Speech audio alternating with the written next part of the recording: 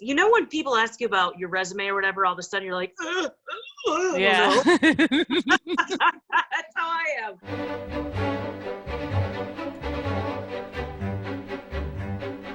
This is me interviewing and talking to my favorite people. Of course, you see Sara Jones on the screen right now. She is somebody that I've idolized for a very long time. We were told to never be around each other too much because we're the same type. And I want to talk to you. I want to find out about you. I want to find out about theater. I think that's where everything is kind of leaning towards with this. Well, pretty much my interest in theater started very young. I was in the theater by 7 or 8 years old. I grew up in Claremont, Florida, which is 40 minutes. You know, most people know where it is now. When I grew up, it was very small, but there was a woman by the name of Georgette Miller who had a theater thing there. You know, she introduced me to the theater, and then a woman named Jan Sheldon started the first other community theater in town. And the Moonlight Players, as a lot of people, local people know, I was in their first production. I think it was 92 or 93. It was The Sound of Music. I remember thinking it was such a big deal because I was like 11 playing a 13-year-old. Oh my gosh. And I remember thinking I was so cool and grown up. But, and Jan Sheldon and Georgette Miller gave us an outlet. And thank God, because if I had that outlet growing up in a small Southern town, I don't know what I would have done. Mm-mm. My dad was a performer when he was younger. He was a rock and roll performer.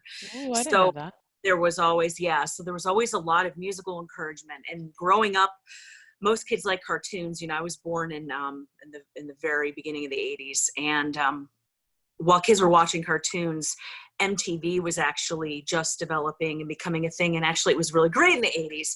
So when little kids were watching cartoons, I was watching MTV.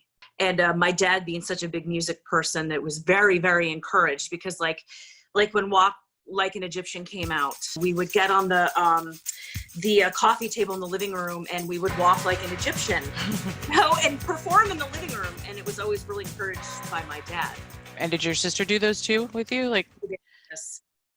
She was always more interested in like drama and Shakespeare, as to where even though she did like musicals, I really, really got into musical theater. And that's the road that my life took. And then I ended up, going to college for musical theater and pursuing it professionally. She was smart. Like, a lot of us actors, we go to school for just theater, and then we spend our time doing theater and waiting tables and doing all these like crappy jobs, right? Well, she was smart enough to go to law school and put it aside for a while and get a law degree. So while she's working on theater or pursuing film, she's a freaking lawyer. She can do lawyer stuff and get paid well. I mean, so that's the intelligent avenue she took as like a backup, as to where for me, it's been like most of us with all the crazy different jobs that, half of them barely paid the bills or didn't really pay the bills. What was the first show that you did when you were a kid? It was Annie, and I played Pepper the Mean Orphan.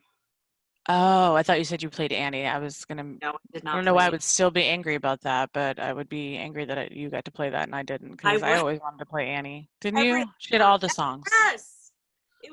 I remember it was very difficult, but it was not, it was one of those roles from early on that I learned about types. Mm-hmm. From an early age. I was never really much an Annie. I was more of Pepper the Mean Orphan. It's more my type. Like as a kid, were you aggressive and cocky like I was? I wasn't aggressive, but I was a little bit. I wasn't cocky. I was very insecure. I don't know what I'm talking about. I would say that growing up, I was very outspoken. In elementary school and things, I was used to being bullied very badly. You know what I mean? Which, as an adult, has come to there have been advantages. Like right. I have a degree of empathy now as a woman that I don't know if I would have if I hadn't been treated the way I was as a kid. But I was outgoing, and I was very like, yeah, this is who I am. And in high school, big time, all the musicals, all the plays, Thespians. You went to UCF? Did you I go did. for your, Yeah. you did? Oh, and you got your degree in musical theater Yeah. there. When I got to be a junior, I think it was a junior in college, and I was ready to branch out. I was ready to go see what was out there, and I was really blessed. I was cast at Mad Cow Theater when I was 20 or 21 years old, and I started Mad Cow's a professional theater. So I started doing professional theater in Orlando, and then I started doing cabaret at around the same time I started doing my own cabarets in Orlando, and I was like 21, 22 years old. I think my ego was just ginormous back then as compared to the way it is now. With age comes humility, and with experience. And I just balls to the wall, and I thought, I'm going to go to New York now at 23 years old, and I'm just going to take it by storm, like a lot of 23-year-olds think they're going to do when they show up to New York City. You were successful there, right? I mean, did you do non-act auditions and put yourself through that and sit through those? I did. I put myself through auditions. I got a number of callbacks when I was up there. I was not as focused as I wish I had been. I was quite the partier back in that day.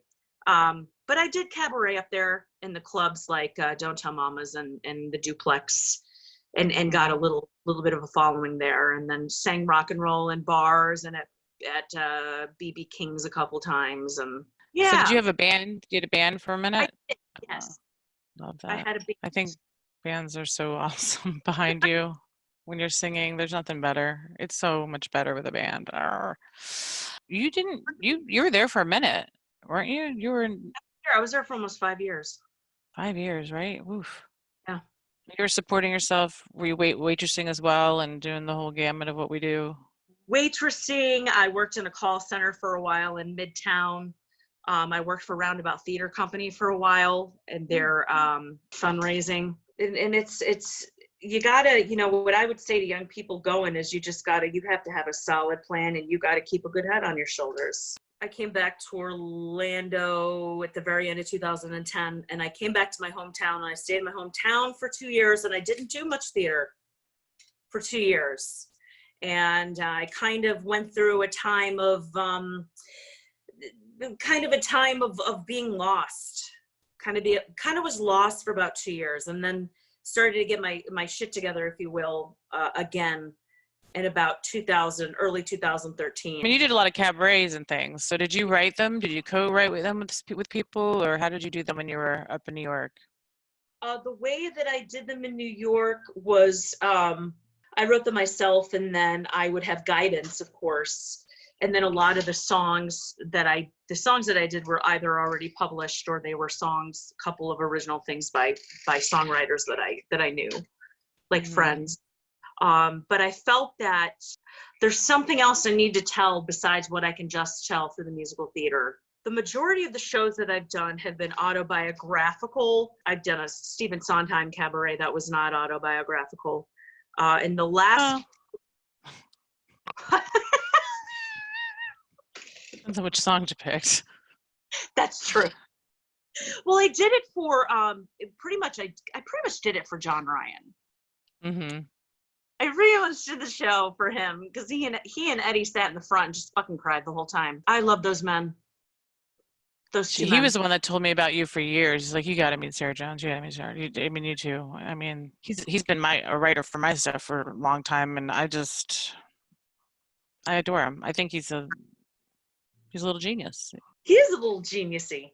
My last one that I did at Orlando Fringe was a night at Sarah's Lounge, and even though it's called a night at Sarah's Lounge, it was not about me. And the premise of the show was it was the last night at Sarah's Lounge, and her musicians are with her because the early 90s, that's when Giuliani was coming in and changing the city, and these guys who are musicians were not aware that it was actually their last night playing. The music was a lot of 80s new wave.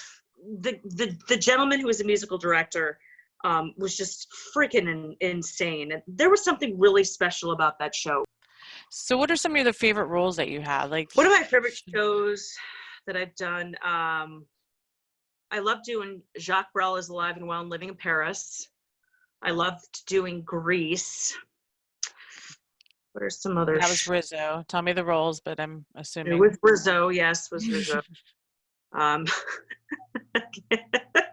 I couldn't even attempt a Sandy. I did an original piece written by David Strauss. It was a play written about a consulate, an American consulate in Germany at the beginning of World War II. And I played a real woman. Her name was Bella Fromm, and she was a Jewish journalist. And this woman was so influential, and there's just something about her. She actually socialized with Nazis during the war. I don't know if you've heard of this woman. They knew she was Jewish, and they blew it off. And I'm getting goosebumps. I'm just getting goosebumps sitting here talking about it. You know, she survived and died in New York City, a very, very old lady. I mean, I'm sure it was the Upper West Side, you know what I mean? But that experience, that was this time last year, was very moving. I mean, I love the show that we just did together. I love The Great American. Oh, that was fun. And if anybody in this town didn't go see it, they missed out. Because I tell you what, that was fun. It was funny. It was fun to do. It was like one of those shows you could do forever, really. It felt like I could run that thing forever. It was like one, because you always wonder how they do things on Broadway. Like sometimes you'll do shows and you're like, okay, all right, you know. What's your favorite story of whatever happened to you on stage? Like the funniest thing that ever happened? Oh, I fell during our run of Great American Trailer Park. Remember the day I fell? Oh my gosh, I tried to get that veil up from under you. I think I might have been what caused it. I No, really you liked your part better. And then I tried to say something like, don't hurt yourself, girl. You got a baby now, or something. I don't even know what I said. I tried to fill the air because it did feel like it was 40 minutes of just standing there going, oh my God, is she okay? Like, what do we do as actors? Do I care about her as a person? Do I care about my career? And you know the shock of when you fall, you just like, because it just takes the wind out of you, like in any occasion of life. Yes. But when you're on stage, people are like, you're like, oh God, we're just getting the audience there. They were finally there, and then they get the oh, and then you're like, I'm okay. I think you said something like you got like, I'm all right. So, what was your least favorite role that you had to do? I did not like playing. I don't want to say that because I don't want to. Oh, it's a bad one to do. You know what? It's not a good question. I'm striking it from the No, record. no, no, no, no, no, no, no, no, no. I want to answer that. I want to answer that. I'm trying to think of something I haven't liked. What haven't I liked? I could be real pretentious and be like, I've liked every moment on stage. I hated the Mikado.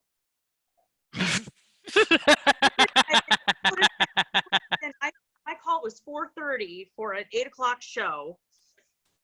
Oh, come on. Yeah, and we'd put in traditional. That was pretty bad. What was your first Broadway show that you ever saw? Mine was Joseph, if that tells you how freaking old I am. It was? I was in my mom's womb, but yeah, I heard the music. Is it Donny I loved Osmond? that show. No, girl, I wish it had been. Wasn't the Donny Osmond tour. It was the original cast. I'm 45. I'm not going to try to lie to people anymore. When you're raised by women that don't like to talk about their age, you don't like to talk about it for some reason. And I'm like, what? I'm proud of it. I mean, it took a long ass time to learn. Actually, what you were saying, I've only just learned that about how you can walk into her and be like, I'm not me, you know? I literally just kind of started learning that this year because I had a teacher tell me one time, you either got it or you don't. You can train and you can get better and you can learn, but you either got it or you don't. Yeah. So do you think these programs, though, that these kids, they have like 400 of them in there and they get maybe 20 of them get to be on the stage, and I never really understood the fairness of that. I want them to be able to feel what an audience feels like and experience that. That's all part of it. So the it factor is not something that can be trained. right. It's a presence, and it's something that makes you interesting. I don't like to bash academia. and I'm grateful for my time at UCF. But when I was there, there are a lot of us that didn't get cast often that are still in the business. And a lot of people that cast all the time that are not in the business and left the business a long time ago. You know, now that I think about it, it might be a good thing because it does set you up for a world of rejection, which is all our lives are usually. I rarely audition for things due to really high anxiety issues where I would go into rooms and I couldn't hold it together. And I think it came from that fear of failure more than anything. I didn't want to fail people. I felt like it was personal. It's never personal. You either look like what they want or you don't, or especially, you know, going into a theme park, Disney or something. You're either going to have what they have. It's not you. It's not anything about you. You know, it's not about your talent. Did you ever work at Disney? People ask me that. And people think I do, or I did, but I never have. Well, I mean, you're good enough to work anywhere. I mean, you could be on Broadway, whatever. I think you're freaking one of the best talents in this town, hands down. So that's why people ask that, because we all are here, and theme parks are kind of where draw people. But you love Disney though. You love going to it, right? Big time love Disney. What did you do at Universal again? You were I'm a wand keeper in the wizarding world. Wand keeper? Yeah. You'd be a great Miss Peekaboo out there if that's. Lyle Moon was my original show director, and I remember one time I asked him, like, what do you think I should audition for? And he's like, I think you might want to audition for Peekaboo. Oh, that was a good Lyle. And I remember saying, and he said that to me, and then like the show was like canned not very long after. No, it's still going, isn't it, Barney? Yeah. Oh, I should know that. No, it's okay. Why? You're not a 5-year-old. You're not into purple dinosaurs. Many auditions in my life I've left and been like, especially when I was younger, I would leave and go, well, son of a bitch or whatever, I should have done this, or why didn't I make this acting choice in the song? Why did I, and I would overanalyze. And then I think you get to a point, and you would understand, there just comes a time that you're like, this is who I am. This is what I have to offer. I'm going to go in the room and do it. And I'm just it is going to be what it is. I'm going to prepare to the best of my ability. And it is what it is. But as far as the insecurity thing, I think that's us. I love this. God, just talking about myself. But it's cool though. I mean, these are the things that I don't get to know about people. I mean, it's just, you don't get to sit down and be like, when childhood started, nobody, I mean, we're usually doing shows or we're busy or, When I was a child. Sipping tea like the old man on the Pepperidge Farm commercials. Now we have time. That's why I was like, we got time. Why not talk about what people are like? And you've also done film stuff too. Mm-hmm. What was the most recent thing you did? You went somewhere fun. I did a parody of Game of Thrones. Oh. I shot a movie that was a parody of Game of Thrones. I shot it in England. It's called Purge of Kingdoms. One of the most terrible, wonderful movies you'll ever see in your life. Is it out? Yes, it's on iTunes. Oh my God, hold on. It's on iTunes, and okay. That was a very incredible experience of working with a cast that was half American and half from the UK and different parts of the world. I mean, it was just a silly parody. But, we shot in this castle, and my very first day, I was put in costume and I had to be up at 5 a.m. They threw me on a golf cart. They're like, all right, Miss Jones, let's go, and it's like, I'm So Russell Brand was there? I drove up the English countryside in this golf cart, and I got off of the golf cart, and here we are on set. And my very first feature film, the very first thing I did was hit my mark and walk up to the Incredible Hulk and go, darling, blah, blah, blah, blah, blah, blah. My very first thing, it was me and Lou Ferrigno.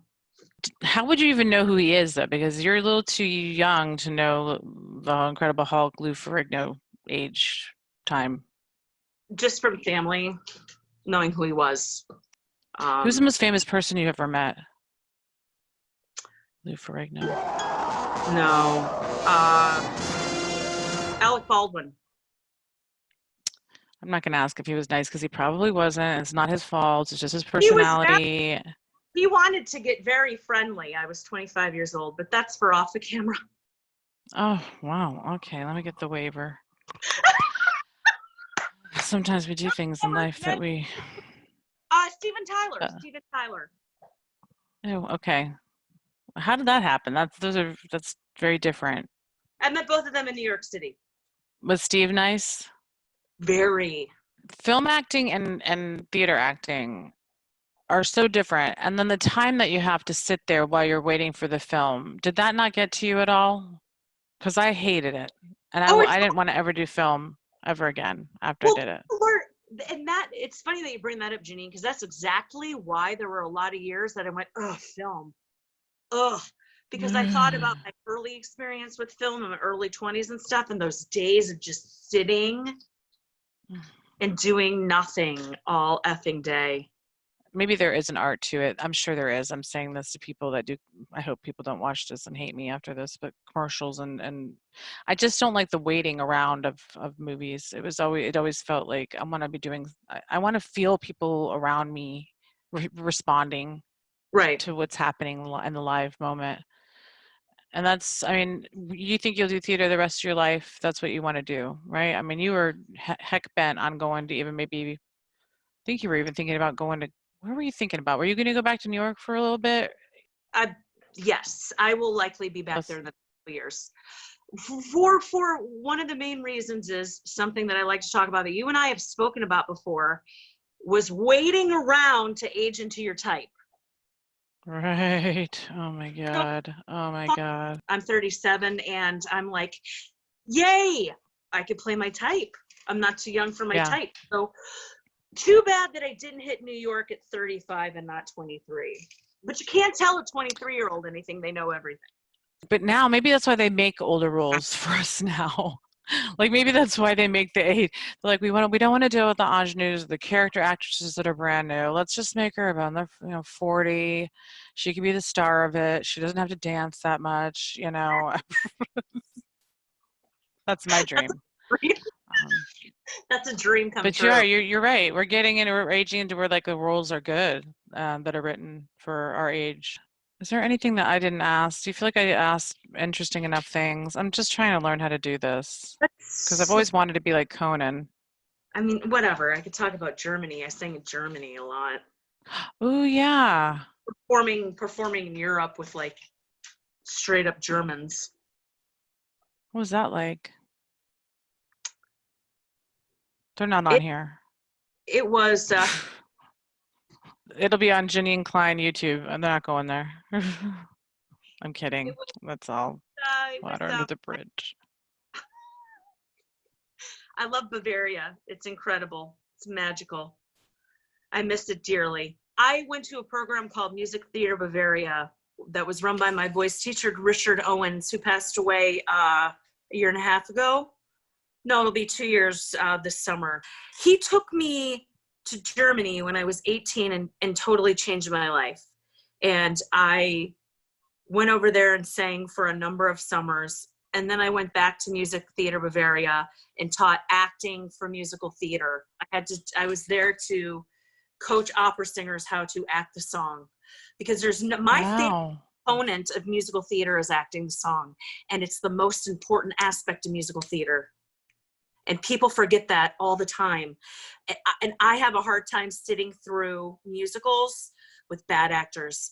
I don't care how good you sing and dance. If you're not a good actor, you don't have my attention. A lot of the musicals, I can't believe the acting of recent years, and a lot of them. So I have no interest in them.